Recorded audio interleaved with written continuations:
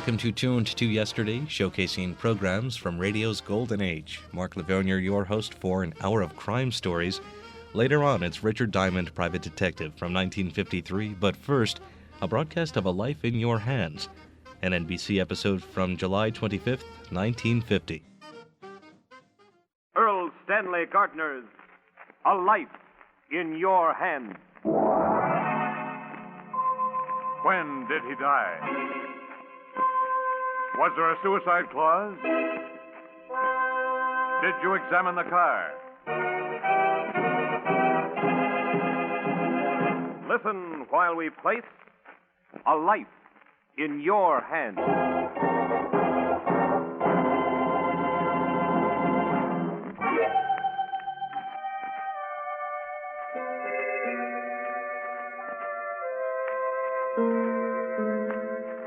You never know when you step from the safety of your home, when you may witness a violent death and be called upon to testify as to what you saw and heard, and suddenly find yourself with a life in your hands.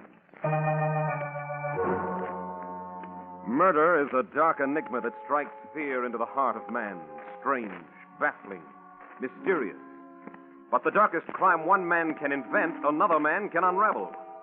Such a man is Jonathan Kegg, created by Earl Stanley Gardner, the world's most popular writer of mysteries, creator of Perry Mason, Doug Selby, and many other outstanding characters. Ladies and gentlemen, Mr. Jonathan Kegg. Any one of you may at any time be witness to a crime. And it will be very important that you recall accurately what you may see or hear. You can never tell when it may happen. Even now, somewhere in the city, there may be a crime in the making.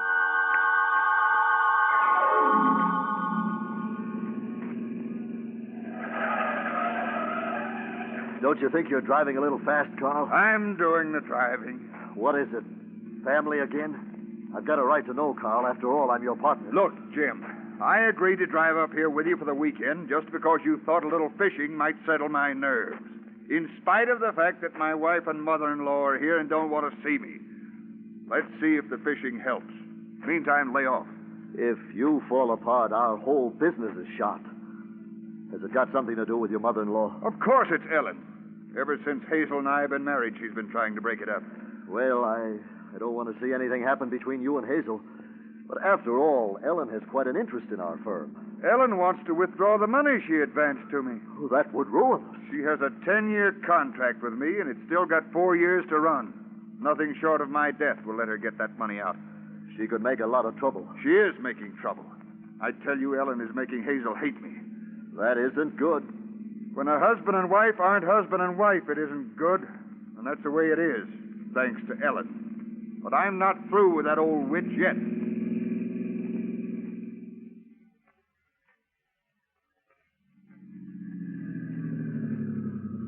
Here we are. Want to come in for a minute? No, thanks. I'm going next door and air out the house. Then to the lodge for a steak. Join me? Later, probably. Drop by the lodge about 10. Okay. See you then. So long, Carl. So long, Jim.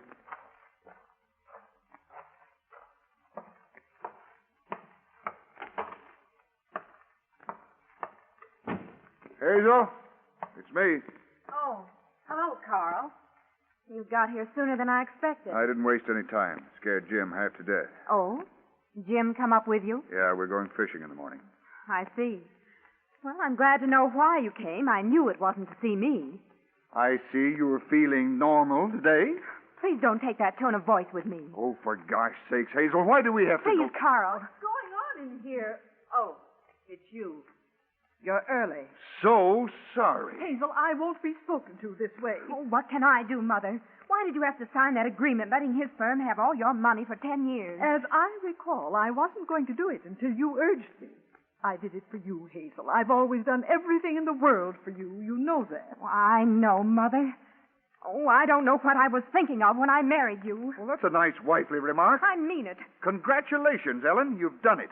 You've been trying for 6 years to poison Hazel against me, and now you've done it. What do you mean? I've tried to help. Oh, but... sure, you've always tried to help. Oh. Why must I be abused this way? Carl, apologize to Mother this instant. I'm not going to apologize to anyone. I'm through. I've had more than any man should have to take. You mean you're leaving? And give you an excuse to sue me for divorce and get alimony, not on your life. But if I have any more trouble with either one of you, I'm going to sue Ellen for alienation of affection. Oh. I'll take every penny you've got, both of you, before you're rid of me.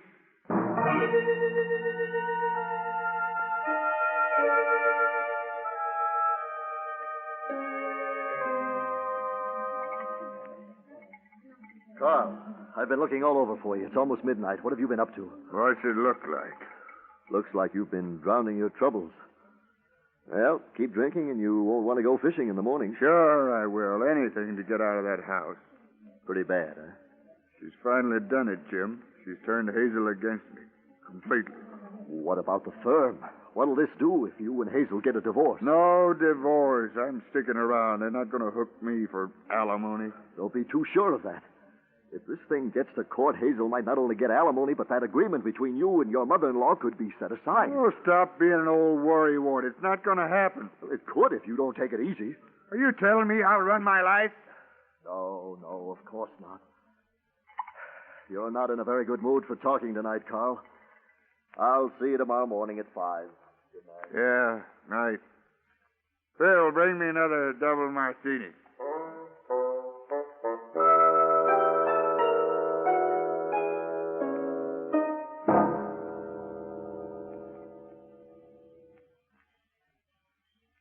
George, I feel guilty enjoying the cool comfort of this porch.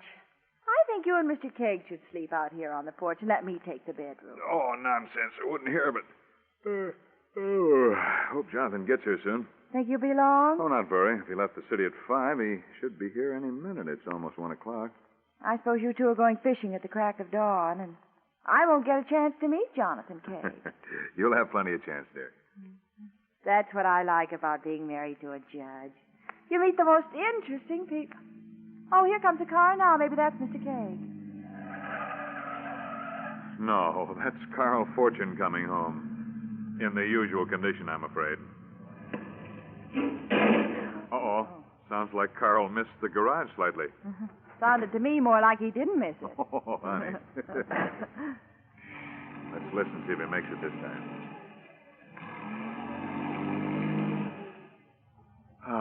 That time he made it. Bully for him. Now, if he can just close his garage door.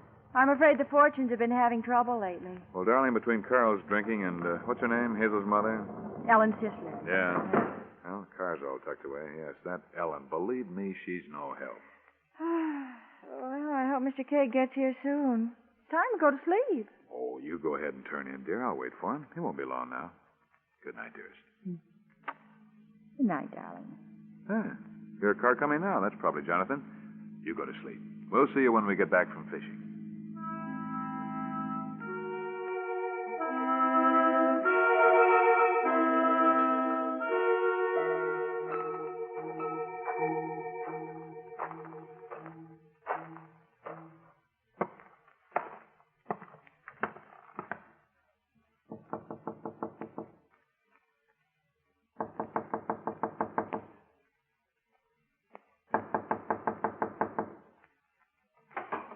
What is it?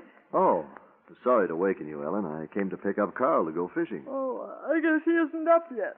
What is it, Mother? Oh, Jim came to pick up Carl. You better rout him out. Well, I don't know where he is, Jim. He didn't come home last night.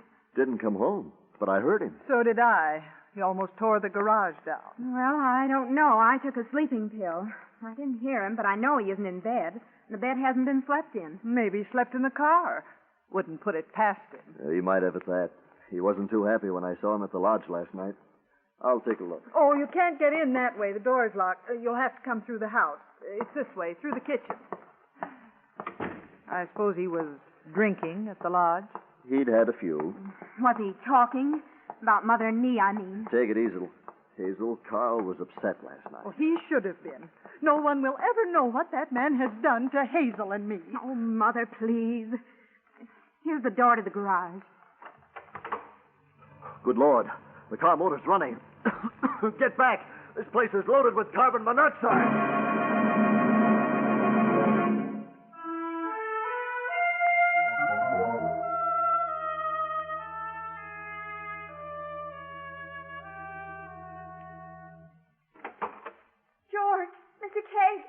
goodness you're both back.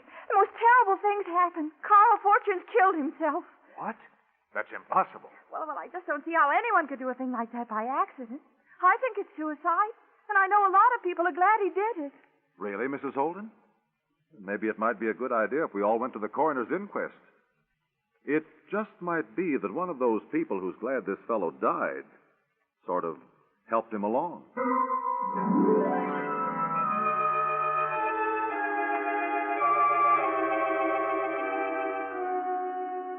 From the testimony we've heard, gentlemen of the jury, it seems pretty plain to me that Carl Fortune committed suicide. Mr. Kegg asked me earlier if he could enter the case as amicus curiae. Do you still want to do that in the light of the testimony, Mr. Kegg? If that is agreeable with you, Mr. Coroner. Perfectly, Mr. Kegg. I'd like to tell my jury that an amicus curiae is a friend of the court. He helps the court find out exactly what happened, and he never acts for either the defendant or the prosecution. Would you like to ask some questions as an amicus curiae, Mr. Kegg? Yes, Mr. Coroner. Is there any doubt as to the cause of death? None at all. His blood was loaded with carbon monoxide and alcohol. Was there any other mark on the body? No. He was found in an enclosed garage sitting in his car with the motor running. There was no question as to the cause of death. I see. I'd like to call the wife of the deceased, Mrs. Hazel Fortune.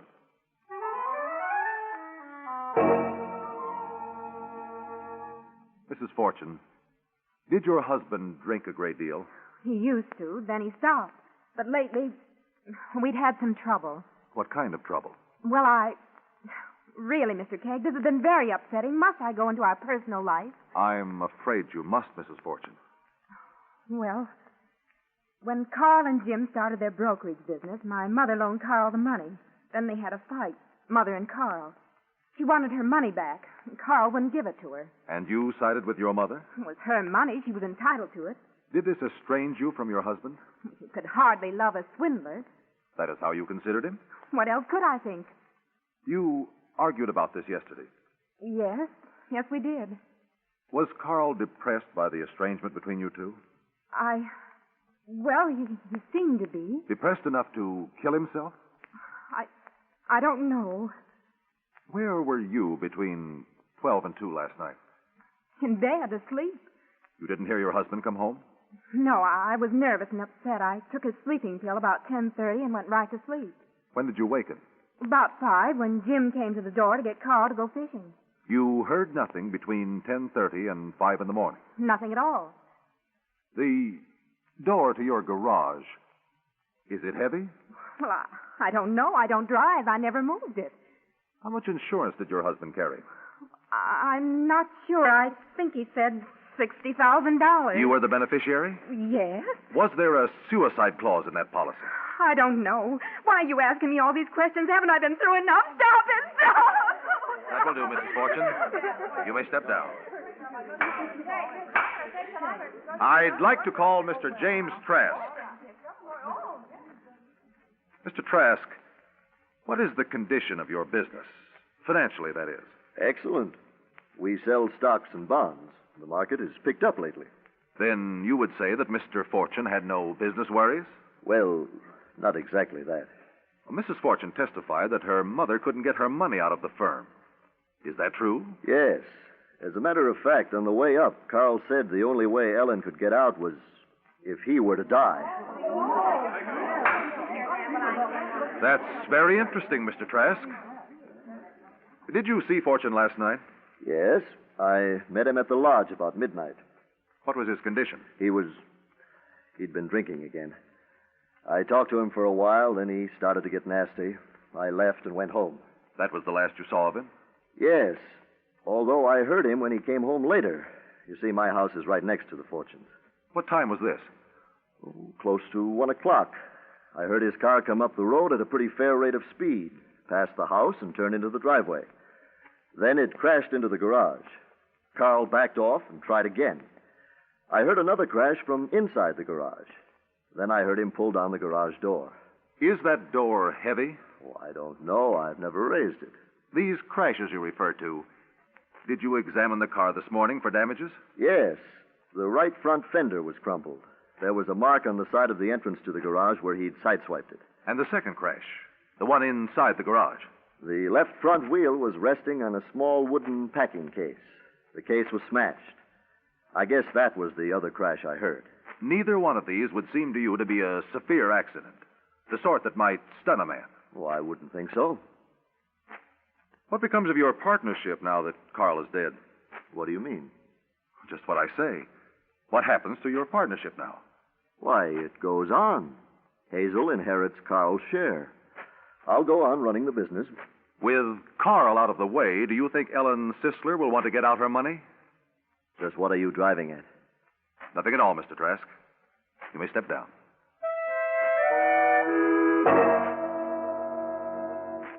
Mrs. Sisler, you are the dead man's mother-in-law? Yes. Were you awake when Carl arrived home last night? I heard him drive up and bang into the garage, if that's what you mean. Tell us exactly what you did here, please. Well, I heard the car coming fast, and then it swerved into the driveway. And then it banged into the side of the garage, what shook the whole house. I listened for a second, and then the car seemed to back up and then drive into the garage. Pretty soon, the garage door closed. The garage is attached to the house? Yes, along the west side. And your room, the one from which you heard these sounds, is that on the west side, too? No, my room's on the east side, next to Jim Trask's house. Did you hear anything else at the time the car drove up? Now think carefully. I know what I heard, just what I told you. No more, no less. You didn't care much for your son-in-law, did you, Mrs. Sisler? I don't know what that has to do with it, but since you asked, no. He was ruining my poor Hazel's life. Do you happen to know whether the garage door was heavy? Do I look like the type of person who would know about garage doors? Thank you, Mrs. Sisler. That will be all. Mr. Coroner, something quite strange has come to light here. There's need for further testimony to clarify the situation. But before we have that, I would like the body of Carl Fortune examined for further injury. I believe he was murdered. Following the re-examination of Carl Fortune's body, Jonathan Kegg is going to call another witness, a person who had no connection with the crime, but just happened to be nearby when it was committed. If you should be the next witness called, could you remember what you have heard? It would be vitally important that you do so, or you would hold a life in your hands.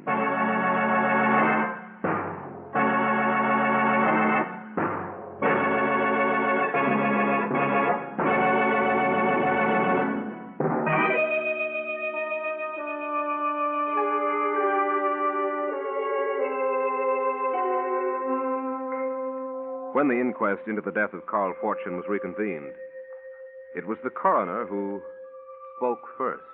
A further examination of the body of Carl Fortune shows that prior to his death, he was struck a blow just below and behind the left ear. The bruise was covered by his hair and was not detected when he was first examined.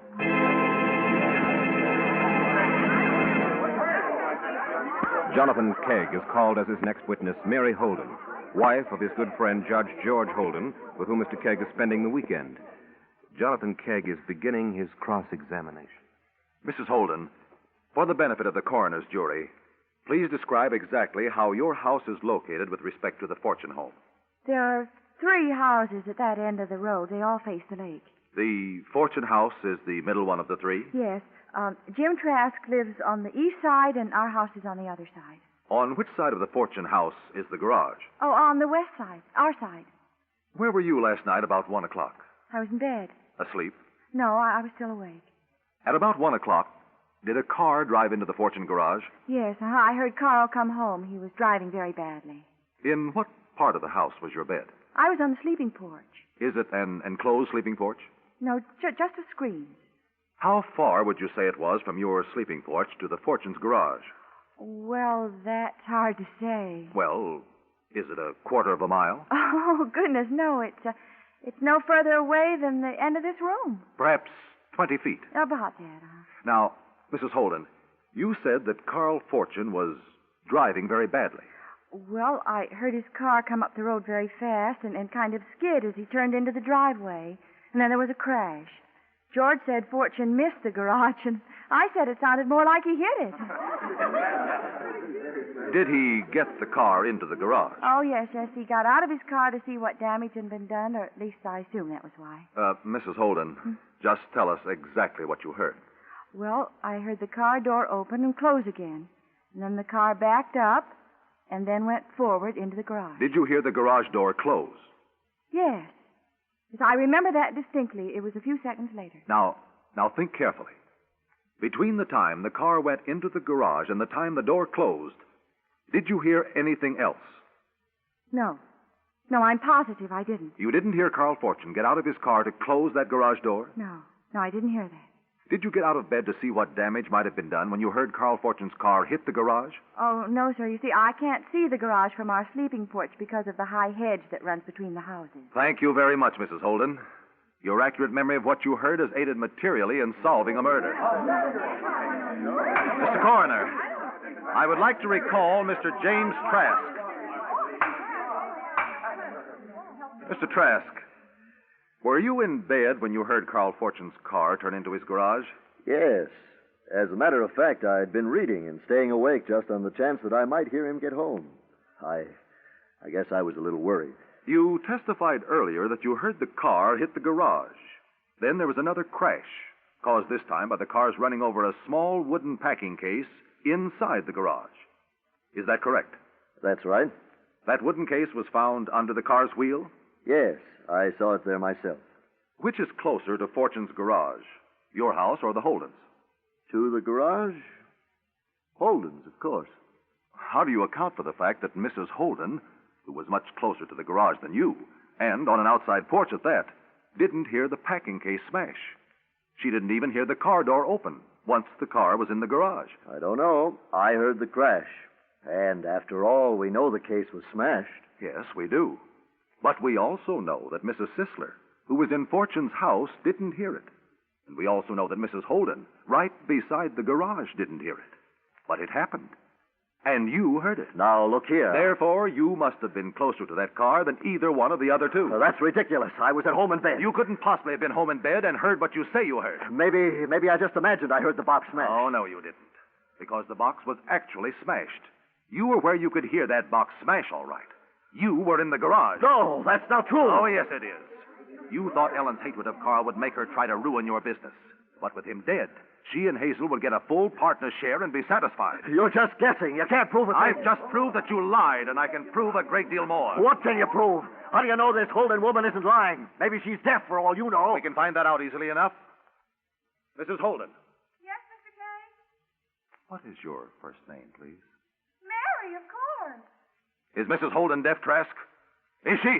Why, you've got no proof. Oh, yes, there's proof, all right. You waited till Fortune came home.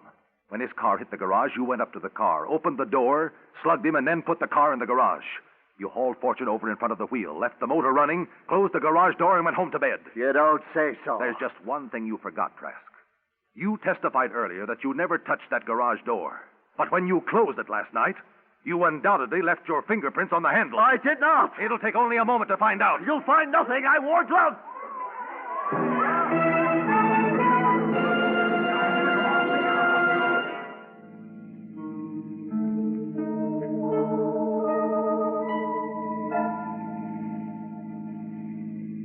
Well, you certainly trapped him neatly, Jonathan. But what made you suspect murder in the first place? I would have accepted a verdict of suicide without any question. Well, I wasn't sure it wasn't suicide, George. But it seemed to me that there were 3 people who might have wanted Carl Fortune to die. Mm-hmm. It was very convenient for them that he died when he did. Well, when did you know Trask was guilty? Well, I thought so when Trask said he'd heard the packing case smashed. Mrs. Sisler had already said she hadn't heard that sound. Then when Mary confirmed it, well, I knew.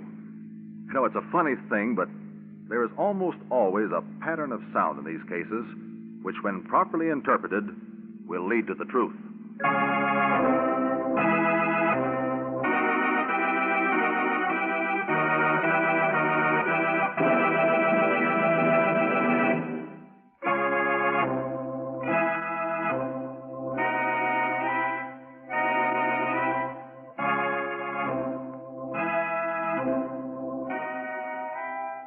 A Life in Your Hands is produced and directed by Jack Simpson. Script by the McKees, with musical effects by Adele Scott, conducted by Whitey Berquist. Jonathan Kegg is played by Carlton Cadell. This is Mike Wallace inviting you to be with us again next week when Rollies will again place a life in your hands.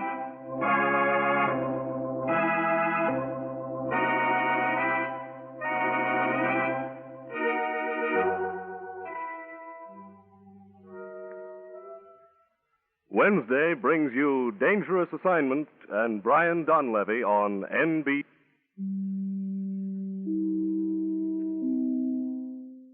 A Life in Your Hands, on Tuned to Yesterday from the 25th of July, 1950 on NBC, the program created by Earl Stanley Gardner, who famously created the character of Perry Mason. Although Raymond Burr made the character famous on television from 1957 through 1966 and a slew of TV movies up to his death, Perry Mason actually started first on radio in quarter-hour broadcasts from 1948, running through about 1955. You're listening to An Hour of Crime on Tuned to Yesterday. I'm your host, Mark Lavonier. Now on to Richard Diamond, Private Detective, a CBS broadcast later transmitted to our troops overseas via Armed Forces Radio. That's the recording we'll hear next from July 26, 1953, called The Mona Lisa Murder. Richard Diamond, Private Detective, starring Dick Powell.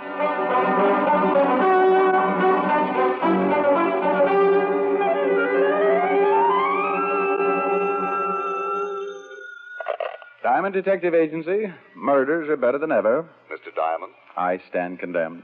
My name is Arnold Bryce. I'm an art collector. Well, unless you're looking for empty beer bottles, I'm afraid you have the wrong man. You're a detective, aren't you? That's right. Well, then you're the man I want.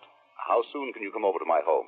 Well, that depends on two things, where you live and what you want me for. I live at 9607 Riverside Drive. But I'd rather tell you the nature of your assignment in person, if you don't mind. Well, that suits me, but my fee is $100 a day in expenses. Still want me to come over? Money is no object, Mr. Diamond. Please hurry.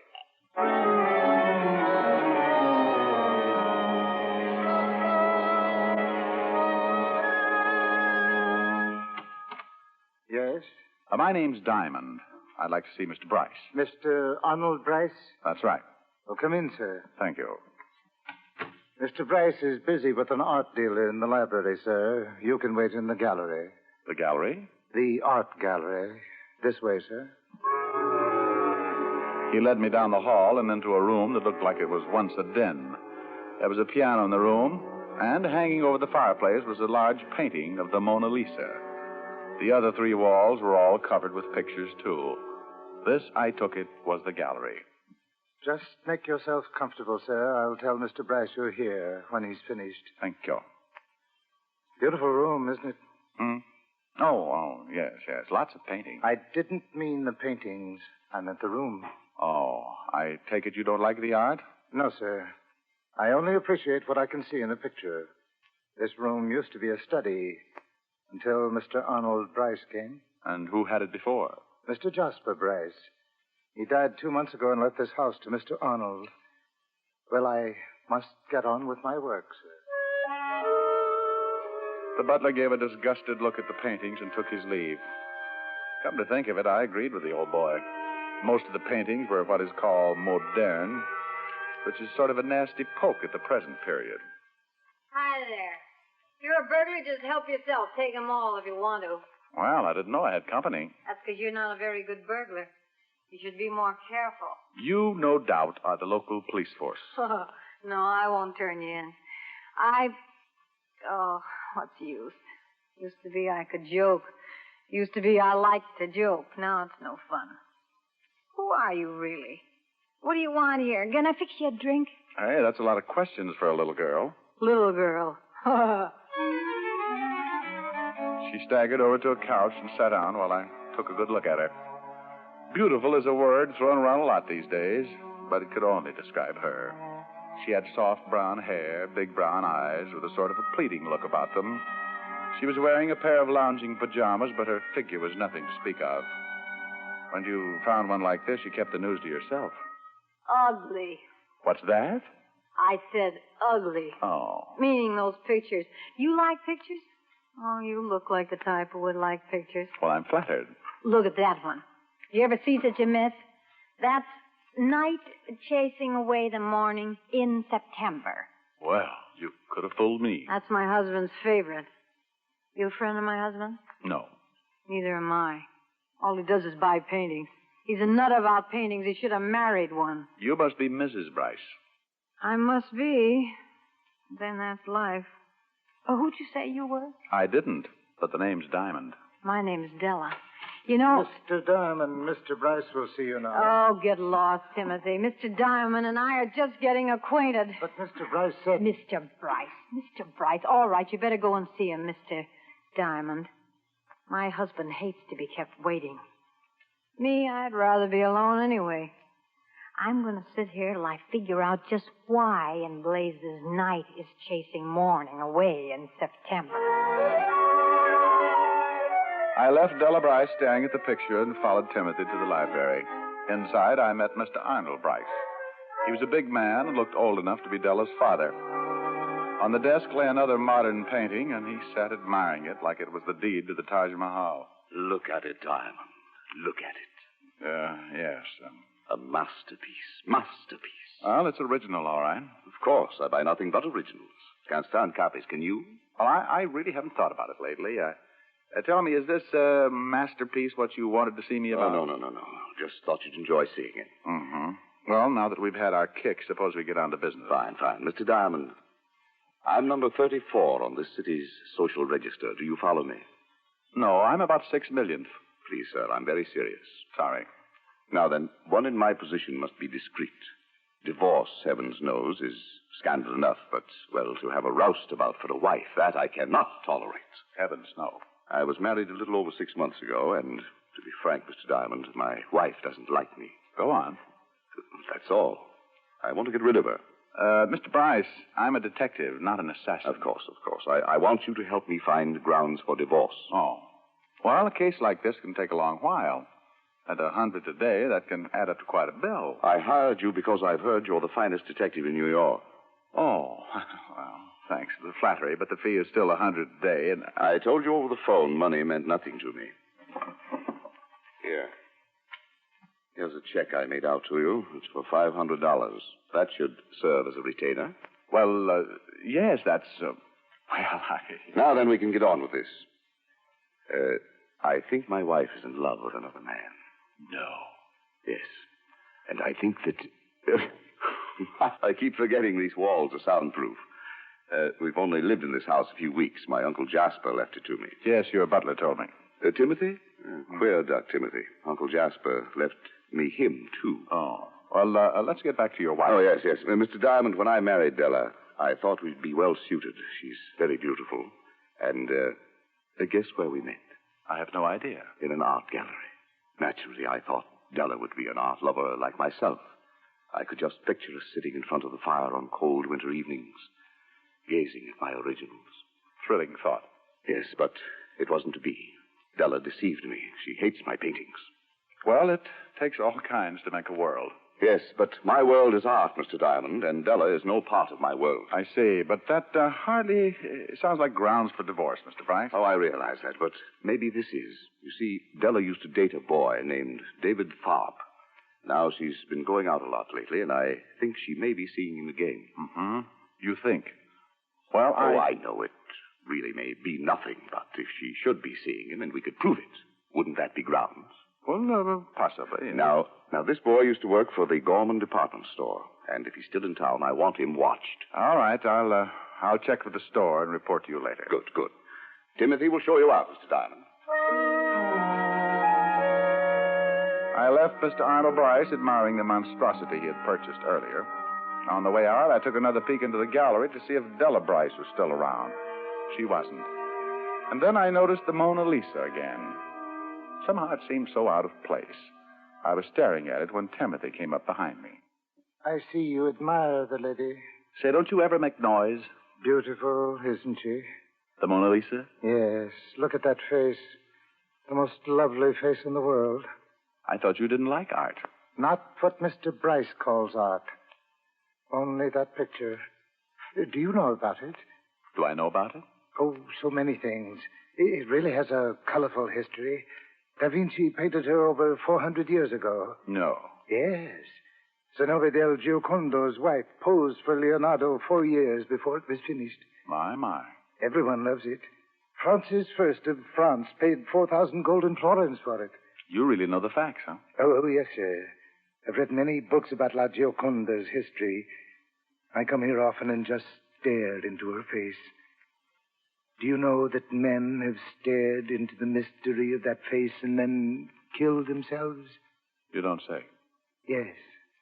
But I'm probably boring you. This way, sir. He took a last tender look at the picture and then led the way to the door. It was a crazy house full of crazy people, and it felt good to be outside again. The job I had was strictly routine, but as long as Bryce paid for my services, he'd get them. I took off for lunch, then went to the Gorham department store to find David Tharp. There I found Tharp had joined the Army 6 weeks ago and was now stationed in California. That meant that Bryce's suspicions about his wife were unfounded, at least as far as Tharp was concerned. Hello? Let me speak to Mr. Bryce. Who's this? Oh, that worn-out voice sounds familiar. Walt? Yeah, is this Diamond? Yeah, but what are you doing there? Or did I dial the wrong number? You calling Arnold Bryce, Rick? That's right. Then you have the right number. Was he a client of yours? Uh-oh. I don't like the way you said was. You guessed it. Better get over here, Rick. Arnold Bryce has been murdered.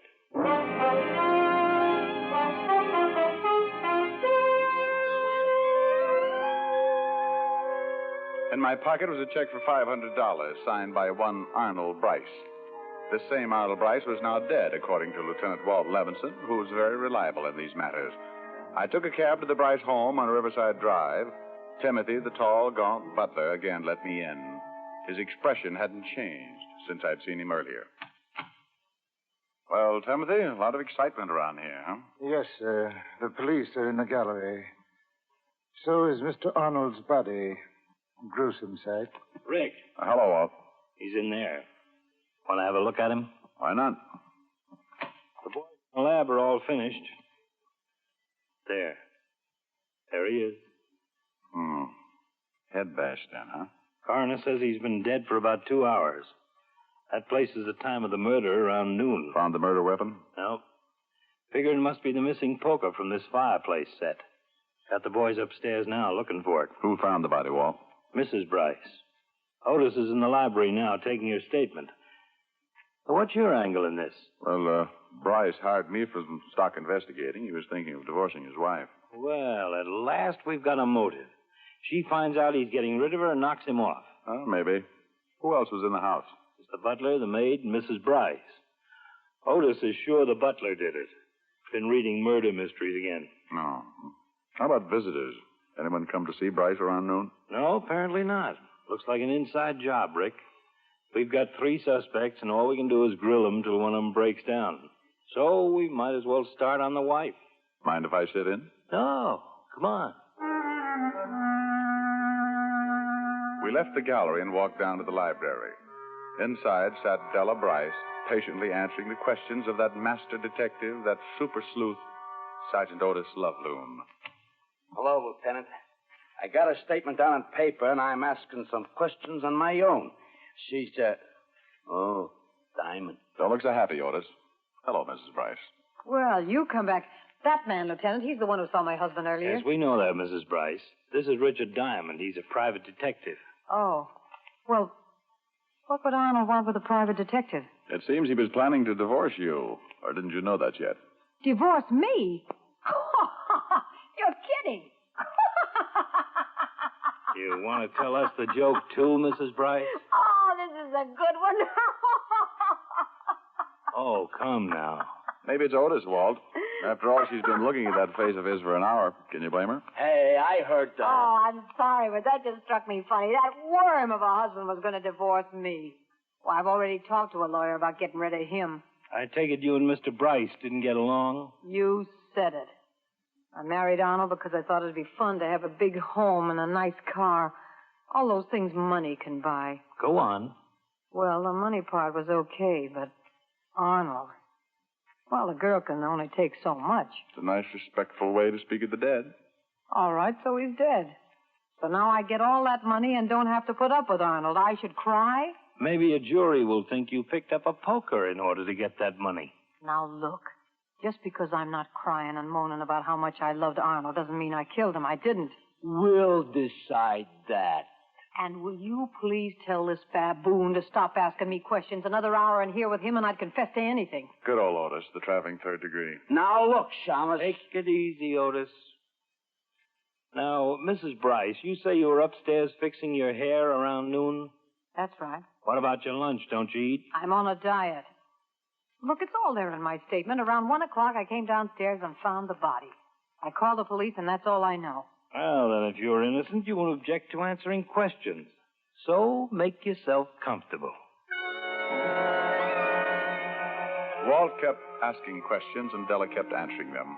Half an hour later, Walt was getting tired. Della was getting tired, and I was already tired. Grilling a suspect is the most boring thing in the world, and it was a relief when Walt sent the girl upstairs. Otis, you see that she goes to her room and then bring that maid in here. Right, Lieutenant. Well, Rick, what do you think? I think she's innocent, Walt. How you do? Why?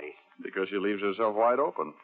She admits she's glad the guy's dead. So maybe that's all a front to throw suspicion off her. She makes everything point toward her, and she thinks we'll figure she couldn't be that dumb. Maybe, but I don't think so. I think Otis was right. Huh? What are you talking about? Well, you said he thought the butler did it.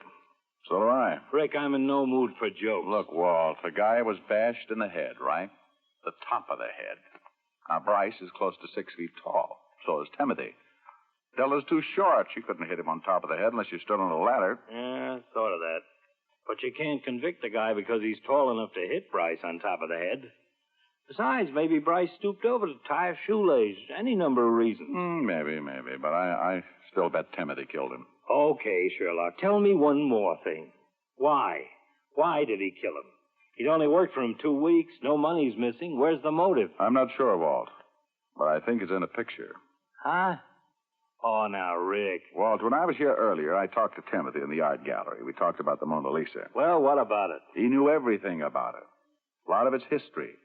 Now, here's a guy who hates all these paintings around but one, the Mona Lisa. But what's it doing here? What's what doing here? The Mona Lisa. Bryce told me himself he only collected originals. But the Mona Lisa hangs in the Louvre in France. That picture over the fireplace is only a copy, and Bryce hated copies. Go on. That's all. I don't know exactly why or how all this happened. I only know things don't add up. Timothy's admiration for that one painting and what's it doing here. And somewhere in there you think there's a murder motive. Why not? Sure, Della might have killed him for the money. That's a nice, big, fat motive. But, Walt, how many murders have big, fat motives? Darn few. You're right there. A girl kills her sister because she called her fatty. A man shoots his wife for nagging. A woman poisons her neighbor for gossiping. A lot of little things can turn a twisted mind into a murderous mind. Okay. But this picture angle doesn't impress me. Where's the motive, even a small one? I can't... Here's the maid, Lieutenant. In here, miss. Oh, Lieutenant, I am so sorry about this thing. I am feeling to cry. Please, you can't think I have anything to do with it. I hardly know, Mr. Rice. Just sit down, miss. We just want you to answer some questions. Now, don't be frightened, dear. We don't think you killed Mr. Bryce, but you might help us find out who did. Oh, well, I'm glad to help. Good. Now, how long have you worked here? Oh, well, let me see. It has been, 5 years. 5 years they have been here. I worked for Mr. Bryce's uncle. Then when he died, I stay on. Oh. And Timothy, how long has he worked here? Oh, goodness. Timothy has been here all his life. He has told me about it. His father worked for the old Mr. Jasper Bryce and his mother, too. Timothy, he grew up in that house. Then when his father died, he'd take over his job. I see. Now, about the young Mr. Bryce, Arnold. Was he easy to get along with? Well, I don't know him so well, but they have no trouble with him. Timothy does not agree with him at times, but they have no trouble. Timothy doesn't agree with him? What do you mean? Well, Mr. Arnold changed a lot of things. Moved furniture and such. Timothy thinks they look better where they have always been. Just this morning they argue. Mr. Bryce wants Timothy to get rid of something, but they do not remember what it is. Oh. Then one more question. The room with all the paintings. Do you remember that room before Mr. Arnold Bryce came here? Oh, yeah. He used to clean there. But there was not all the paintings there then. No painting? Not all there is now. Just the one. The painting of the pretty lady. The Mona Lisa. What did you say? The Mona Lisa. Yeah, that's it. That is what Timothy and Mr. Bryce was having words about this morning. The Mona Lisa. That was it. I looked at Walt, and I could see that he was interested. Now there was a motive. Oh, not the big headline motive, just the kind you'll read on page 6 of your local paper. The kind of story that usually says the murderer is now undergoing sanity tests. Otis showed the maid out and left Walt and me with our little brains racing a mile a minute. I don't know. We still haven't got anything to convict him. Walt, he's a psycho, that's for sure. Now, the way I see it, he's crazy about that one picture. He grew up in the house. Maybe it means something to him. Then in comes Bryce with all his modern junk and orders Timothy to get rid of the Mona Lisa. Yeah. But Timmy argues and Bryce insists. They were both in the library, so maybe Bryce was even going to take it down himself. Could be. Then our boy gets mad, grabs the nearest thing, which happened to be the poker. Okay, so it fits. We have a theory. But we still need one thing to convict him. A confession. Yeah.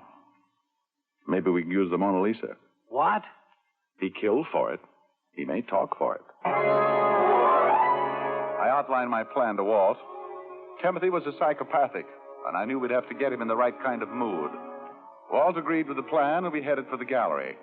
They had removed Bryce's body from the room, and only a deep red spot in the carpet was left. Walt went looking for Timothy, and I moved over to the piano.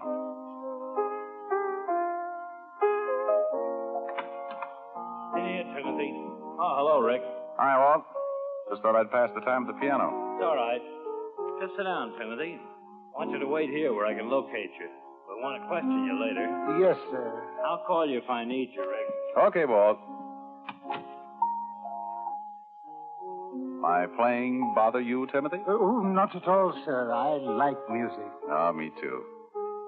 You know, that painting up there reminds me of a song I heard not long ago. Pretty thing. Went like this.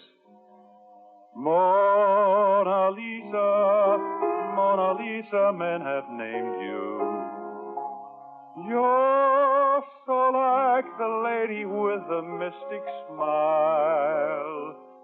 Is it only 'cause you're lonely they have blamed you for that Mona Lisa strangeness in your smile? I watched him carefully as I sang. At first he stared at me with a strange look in his eye, but gradually he settled back in his chair and listened to the words. His eyes rested on the beautiful painting over the mantelpiece. This was the mood I'd wanted. Many dreams have been brought to your doorstep. They just lie there, and they die there. Are you warm? Are you real, Mona Lisa? Or just a cold and lonely, lovely work of art? Well, did you like that? Hey, Timothy. Hey. Huh? Oh, the song is very beautiful. It's fitting of her. Mm-hmm. Well, I guess I'd better stop fooling around at the piano and do what I came here for. His eyes were on me as I got up from the piano bench and walked over to the fireplace. I tried not to look at him as I reached up for the picture, but I heard him jump from his chair. What are you doing? Leave that alone. Well, I'm sorry, friend, but Mrs. Bryce is all upset about her husband's death. She asked me if I wouldn't carry out his last wish and get rid of this. Clutters up the other pictures, you know. Leave it alone. Take the others, but leave that alone. Sorry, but out it goes to the trash pile. No, it belongs here. The living part of this house. Put it down, I said. Put it down! I warned you.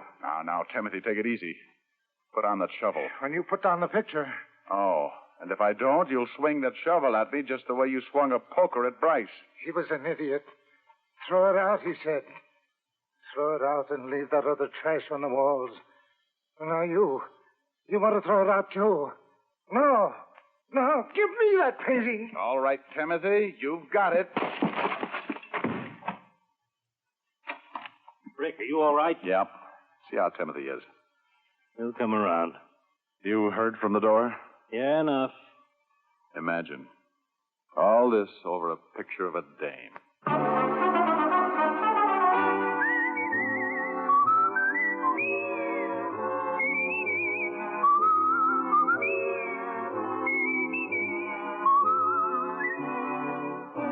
Richard Diamond, Private Detective, stars Dick Powell in the title role and was written by Blake Edwards with music composed and conducted by Frank Worth. This is Bill Foreman speaking. Richard Diamond, Private Detective is transcribed in Hollywood by Jaime Del Valle. Richard Diamond, Private Detective, has come to you through the worldwide facilities of the United States Armed Forces Radio and Television Service.